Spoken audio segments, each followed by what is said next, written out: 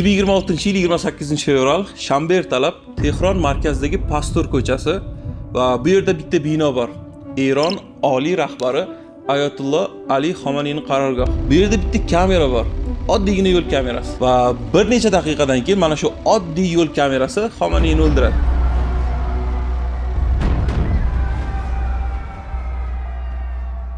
Salom, men Saud va bugun men sizlarga so'nggi 16 yilni eng aqlli kiberhujumini aytib beraman. Bu hujum 16 yil davom etdi va bu hujum yuzlab muhandislarning ishtirokini talab qildi.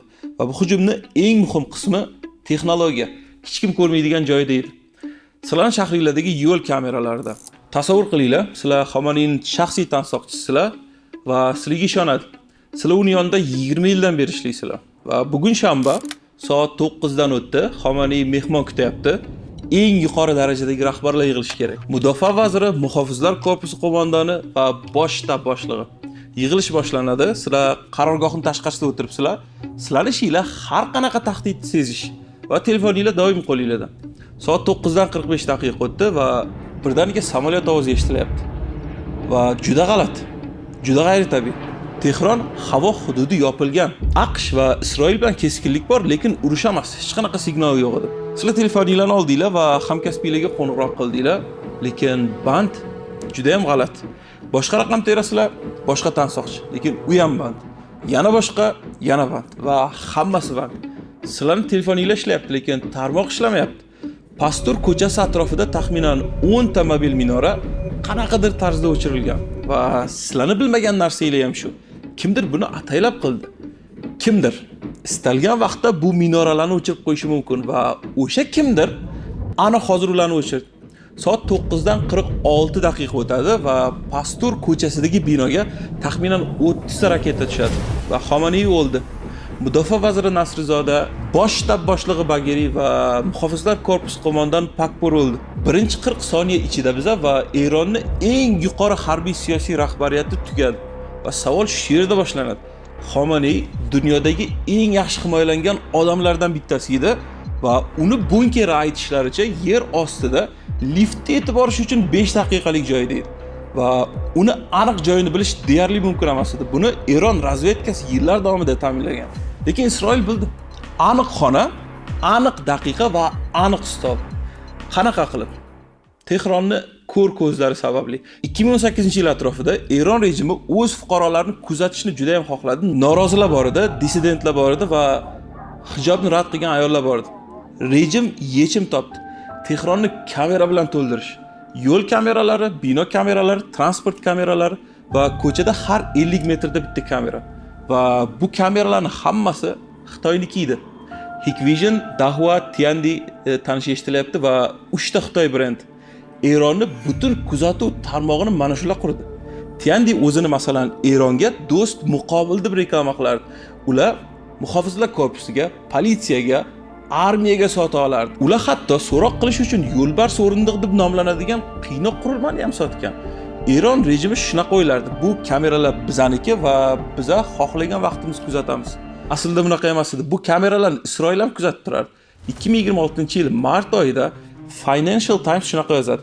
Isroil razvedkasining maxfiy bo'limi Unit 8200 yillar davomida Tehronda deyarli barcha yo'l kameralarini buzgan edi. Video tasvirlar shifrlanardi va Tel Aviv hamda Janubiy Isroildagi qayergadir yuborilardi. Tushunishga harakat qilinglar. Bu shunchaki bir necha kamera emas. Bu 100 minglab soat va har kuni bir necha yil davomida degan. Va ulardan bittasi maxsus joyda turardi. Xomaniyning qarorgohi yaqinida edi. Bu kamera juda ham oddiy ko'rinardi va yo'l kamerasi edi. Lekin u maxsus burchakdan o'rnatilgan edi. U Xomaniy tansoqchilari shaxsiy mashinalarni qo'yadigan avtoturargohni ko'rsatib turardi. O'sha burchakka moslashtirilgan. Xomaniy harakat qilishidan oldin uni tansoqchilar mashinaga keladi va tansoqchilari Xomaniy bilan harakat qiladi. Tansoqchilar bu signal, bu kamera Xomaniyning qo'lankasi edi. Lekin bitta kamera bilan odam o'ldira olmaysizlar. Bu shunchaki ma'lumot. Qayerda kim turibdi? Sizlarga ko'p kamera kerak va sizlarga boshqa bitta narsa kerak. Sun'iy aql. Unit 8200 Isroil razvedkasining texnologik bo'limi bitta narsa qildi. Ular buni Target Production Machine deb nomladi, ya'ni nishon ishlab chiqarish mashinasi. Bu shunaqa ishlardi. Birinchi qism kirish ma'lumotlari, unga ma'lumot berishimiz kerak. Tehron kameralaridan jonli video oqimi, minglab kanal, mobil aloqa signallarini tinglash, sun'iy yo'ldosh suratlari yuqori aniqlikdagi har 30 sm gacha ko'ra oladi va Mossad agentlari hisobotlari, ya'ni yer ustidagi odamlardan va eng muhimi nima bilasizlarmi? Tarixiy ma'lumotlar, kundalik tarixiy ma'lumotlar. Ya'ni bu odam odatda qachon qayerga boradi? Bu odam qachon qanaqa mashinaga o'tiradi yoki bu odam payshanba kuni ertalab nima qiladi? Bu hayot namunasi deyiladi. Inglizchada bunga pattern of life deymiz. Bitta Isroil ofitseri Financial Times'ga shunaqa deydi. Biza Tehronni, Quddusni bilgandek bilardik deydi. O'sib ulg'aygan ko'chalarni bilgandek boshqa ko'chani bilganinglarda, u ko'chada nima yo'qolganini darrov seza olardinglar. Ya'ni bu xonanglardan nimadir yo'qolib qolishiga o'xshaydi. Endi ikkinchi qism. Bu ma'lumotlarni hammasini AI bitta joyga birlashtiradi, ya'ni sun'iy intellekt. Kompyuter ko'rishi kameradagi har bitta yuzni, har bitta mashinani va har bitta yurish tarzini taniy oladi. Ijtimoiy tarmoq tahlili bu odam bilan har payshanba uchrashadi degan naqshlarni topdi. Anomaliya aniqlash. Bu odam hech qachon shu vaqtda shu yerda bo'lmagan. Demak, nimadir o'zgardi deb signal bera oldi va eng oxirida 3-qism, ya'ni chiqish. Mashina bitta narsa ishlab chiqaradi. Bittagina narsa. 14 ta raqam. Bu raqamlar koordinata, lekin oddiy GPS koordinatasi emas. Juda aniq. 14 ta raqam bu sizlarning xonanglardagi aniq joyinglar. Ya'ni sizlarning o'rninglar, sizlarning stulinglar santimetr darajasida. Xomaney yig'ilish xonasiga kirdi, stol atrofiga o'tirdi va AI mashinasi 14 tagina raqam ishlab chiqardi. Va 14 ta raqam Isroil reaktiv samolyotiga jo'natildi. Soat 9 dan 45 daqiqa o'tdi. Soat 9 dan 46 daqiqa o'tdi. Xomaney o'ldi. Va birinchi marta tarixda bitta davlat boshlig'i AI mashinasi tomonidan ishlab chiqarilgan koordinata bilan boshqa davlatdan turib o'ldirildi. Hozir shunaqa o'ylab turganinglarni his qilayotgandayman. Bu film ssenariysi, ya'ni Gollivud filmi-ku deb. Bunaqa emas, ya'ni bu 16 yil davomida qurilgan doktrina aslida. Boshlanishi 2010-yilga taqaladi. AQSh va Isroil birgalikda Stuxnet deb ataluvchi kompyuter viruslarini ishlab chiqqandi. Bu haqida oldin ham gaplashgandik va bu virus Eronning Natanz yadro stansiyasiga yashirin yo'l bilan kirdi. Gollandiyalik inson orqali aslida va yadro sentrifugalarini ishdan chiqardi. Va hech qanaqa bomba, hech qanaqa raketa, faqatgina fleshkadagi kod va 1000 ta sentrifuga ishdan chiqdi. 30%. Bu tarixdagi birinchi marta kompyuter kodi fizik dunyodagi halokat keltirib chiqarish edi.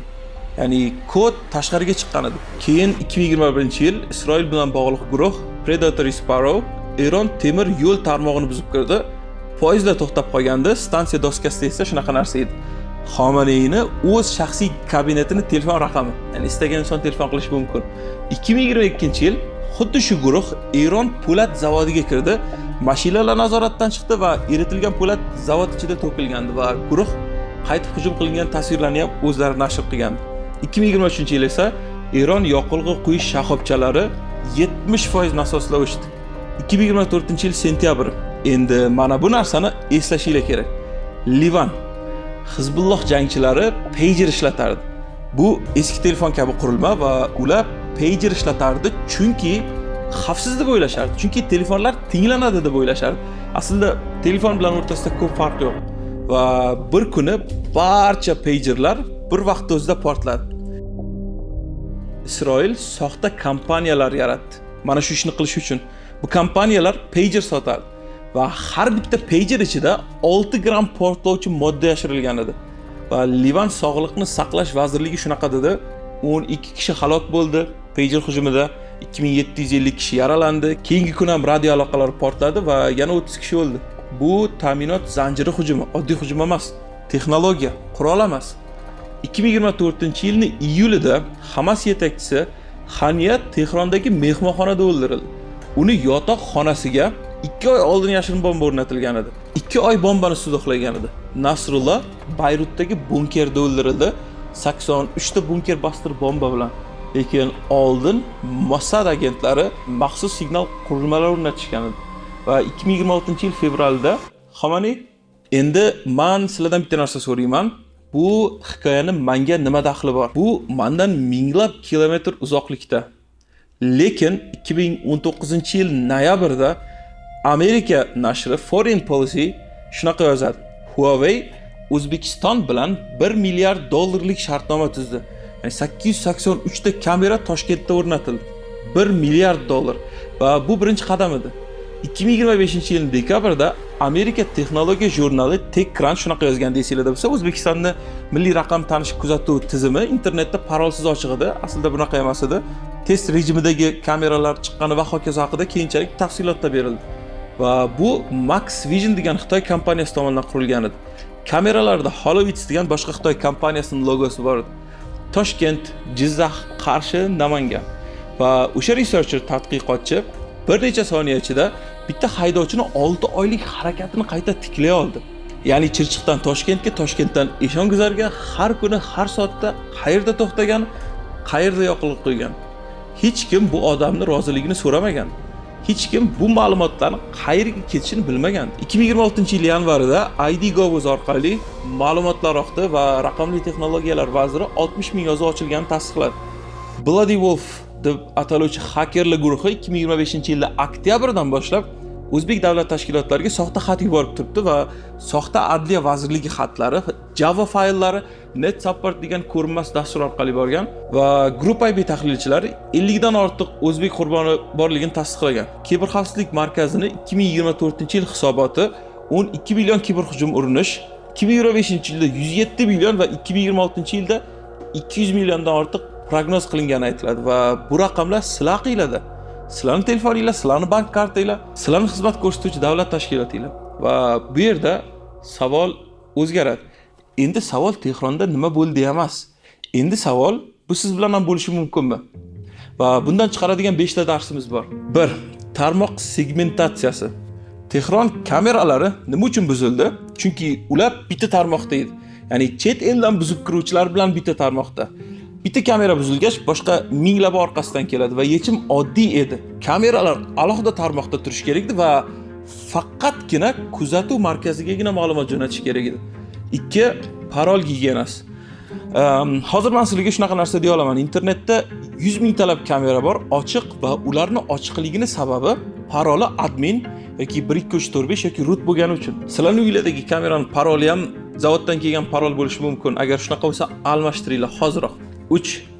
Dasturiy yangilanish. Kameralar bu kichik kompyuterlar va ularni yangilashinglar kerak. Lekin hech kim bu ishni qilmaydi. Tehronda balki Isroil 2017-yildagi Hikvision zaifligidan foydalangan bo'lishi mumkin. 2017-yil 8 yil oldin yangilanish chiqqan edi, lekin hech kim o'rnatmagan. Hech kimning vaqti yo'q. 4. Egress monitoring, ya'ni sizlarning qurilmanglar qayerga ma'lumot yuborayotganini ko'rish. Tehron kameralari Isroildagi serverlarga ma'lumot yuborardi yillar davomida. Buni hech kim sezmagan. Sezish mumkin edi, faqatgina qarash kerak edi. 5. Zero trust deyiladi inglizchada, ya'ni nol ishonch. Hech qaysi qurilmaga avtomatik ishonma. Sizlarning uylardagi smart televizorlarga ishonmaslik kerak, sizlarning ofisinglardagi kameraga ishonmaslik kerak va sizlarning shahringlardagi yo'l kameralariga ishonmaslik kerak.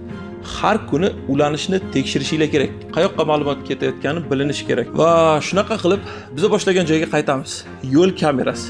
U Tehronda, u Toshkentda va yoki Jizzaxda yoki Qarshida yoki Namanganda. Sizlarni ko'rib turibdi. Savol, yana kim ko'rib turibdi?